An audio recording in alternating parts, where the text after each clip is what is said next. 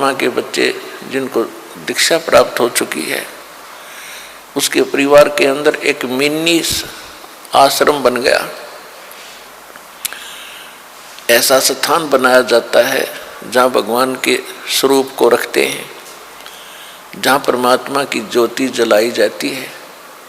सभी उठकर वहाँ प्रणाम करते हैं।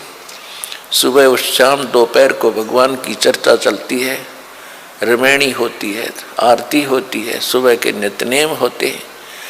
फिर दिन में जब भी टाइम लगता है, कोई मंत्र कर रहा है, कोई सिमरन सतनाम का कर रहा है, तो कितना माहौल बदल गया ना। उसमें बकवाद बतलावा वो न बोला, वो न बोला, उसका नाश होगा, उनका ऐसे नुकसान होने वाला है, वो ऐसे गलती करते हैं।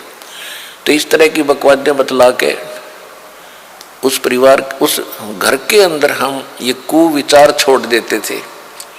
फिर वो कुविचार हमारे मस्तिष्क में टकराते रहते थे, हमें डिस्टर्ब रखते थे, शांति नहीं होने देते हैं। और जब परमात्मा की महिमा और अमृतवाणी जब स्टार्ट होती है तो कुविचार ऊपर चले जाते हैं और सुविचार उस घर में धीरे धीरे स्थापित होने लग जाते हैं। फिर घर में शांति शुरू हो जाती है। ये तरीका है। अब कहीं भी परमात्मा की चर्चा नहीं, सुबह उठते या तो न्यूज़पेपर पढ़ देंगे जिनमें कोरी झूठ बकवाद भर रखी होती है, समाचार पत्र, या टीवी चलाएंगे, समाचार सुन लेते हैं, सारे दिन बकवाद गड़े, या फिर फिल्म देखेंगे। तो जब तक प्राणी के पूर्व जन्म के शुभ संस्कार चलते हैं तब तक वो कुछ भी करता रहे, और सपने में भी भगवान याद ना करो, उसको सारे सुख मिल रहे होते हैं। तो संसार ये देखता रहता है, भगत भी डिस्टर्ब हो जाते हैं कि हम भक्ति भी कर रहे हैं, हमें आपत्तियों का फिर भी कोई ना कोई सामना करना पड़ जाता है, और दूसरा व्यक्ति सारा दिन बकवाद करते हैं, शराब पीते हैं, ताश खेलते हैं, राजनीति में बड़े रहते हैं, और कोई भी बुरे काम की कोई टाल नहीं उनके, और वो फिर भी सुखी है। तो इसको देखकर विचलित ना होना, परमात्मा के बताए इस पॉइंटों को, बिंदुओं को ध्यान से सोचना। कहते वो पिछले जन्म के पुण्यकर्मी प्राणी हैं, और जब तक उनके पुण्य चलेंगे वो कितने को वध करो, उनको कोई हानि होने वाली नहीं है। और जब उनके पुण्य समाप्त होंगे फिर पाप कर्मों का दौर शुरू होगा। फिर देखना उनके घर में के कैर टूटेंगे। और आप के ऊपर भक्ति करते करते भी दिक्कत आ रही है, तो अगर भक्ति ना करते तो आपका तो सर्वनाश हो जाना था। विचार कीजिए, जैसे आप जी ने सर्दी के मौसम में कंबल ले रखा है या स्वेटर पहन रखी है और सर्दी फिर भी लग रही है, तो ये ना सोचना कि आप उस स्वेटर ने आपका बचाव नहीं कर रखा।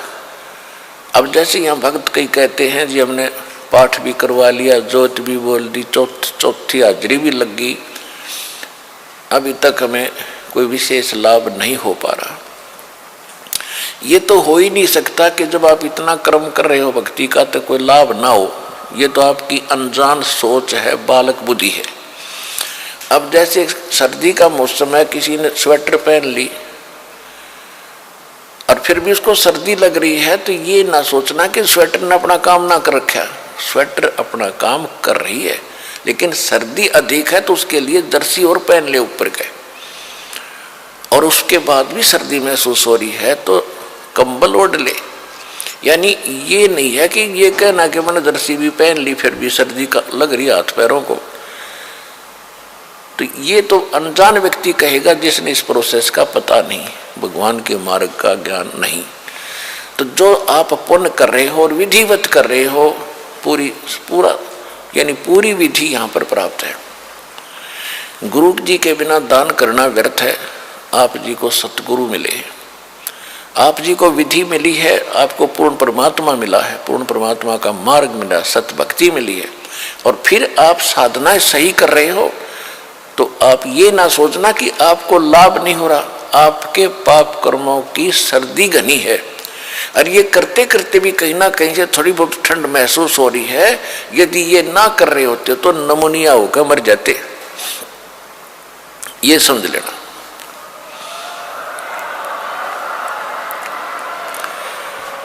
तो इस तरह आप जी ने अपने इस भक्ति सफर को डिस्टर्ब नहीं होने देना, जो मार्ग बता दिया इस पर चलते रहना, घर पहुंच जाओगे, सारे सुख होंगे, यानी अपने सतलोक चले जाओगे और यहाँ भी राहत बहुत मिलेगी।